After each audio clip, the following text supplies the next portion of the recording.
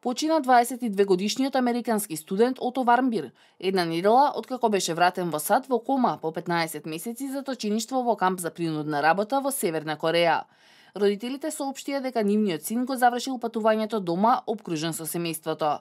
За жал, одвратното малтретирање на нашиот син во рацете на севернокорејците е причината што не беше можен никаков друг исход освен тој што се случи денеска, соопшти семејството. Смртта на Вармбир предизвика жестока осуда на највисоко ниво во владата на САД, која може да се очекува да заземе поостар став во разговорите оваа недела со Кина, која е најблизок сојузник на режимот на Ким. Председателот Трамп ја нарече Северна Кореја брутална. Помина година и половина во Северна Кореја. Се случија многу лоши работи, но барем го вративме дома кај родителите кои беа среќни што го гледаат, иако беше во многу лоша состојба, што туку почина пред малку.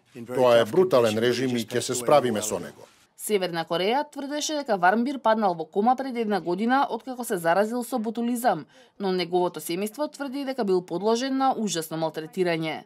И тим американски доктори ја оспори верзијата на Пјонгјанг. Засега се знае само дека студентот се здобил со тешки повреди на мозокот и бил во вегетативна состојба, но не се знае како се случило тоа.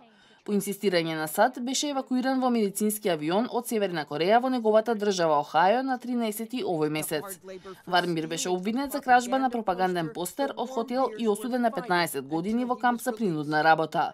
Бил уапсен на меѓународниот аеродром во Пјонгјанг и еден месец подоцна во присилно признание рече дека го зел како трофеј што му го побарала неговата црква во замена за половен автомобил во вредност од $10,000 и за да ја подкопа мотивацијата и работната етика на корејскиот народ.